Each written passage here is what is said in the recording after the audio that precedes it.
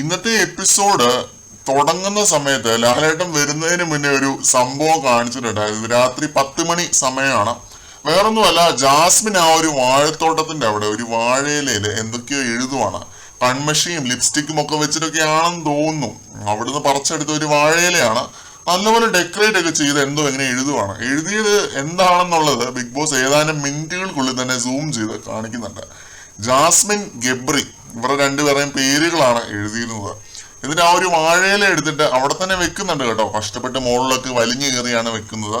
Property നശിപ്പിച്ചാൽ അത് ശരിയാക്കാനും Jasmine അറിയാം. അതാണ് ഞങ്ങളുടെ ജാസ്മിന്റെ ക്വാളിറ്റി. അതുകൊണ്ട് ജാസ്മിൻ ഹേറ്റർ ആയിട്ടുള്ള ജൂക്കേട്ടൻ, ജാസ്മിനെ പറ്റി ഒരു അക്ഷരം പോലും ഇനിയും മിണ്ടിപ്പോകരുത്. പോളറിനെ പറ്റി ഒരു അക്ഷരം മിണ്ടരുത്. ഞാൻ എന്ത് പറയാനാണ് ഇതിനോടൊക്കെ.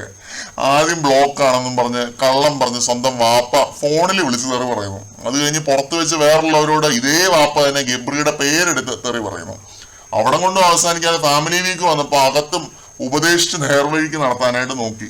പിന്നെ ഒരു മാലയും ടെഡി ബെയറും ഒക്കെ കൊണ്ടുപോയി കൊടുത്തു. എന്നിട്ട് ഒരു ബോധവും വെളിവും ജാസ്മിന് വന്നിട്ടില്ല എന്നുള്ളത് അത്ഭുതപ്പെടുത്തുന്ന ഒരു സംഭവം തന്നെയാണ്. കമ്മിറ്റഡ് ആണ് എന്നൊക്കെ ഉള്ളത് പോട്ടെന്നേ, മിനിമം ഒരു എന്താ പറയുക സെൽഫ് റെസ്പെക്ട് ഉള്ള ആരെയും കാണിക്കുന്ന പരിപാടിയാണോ ഇത്?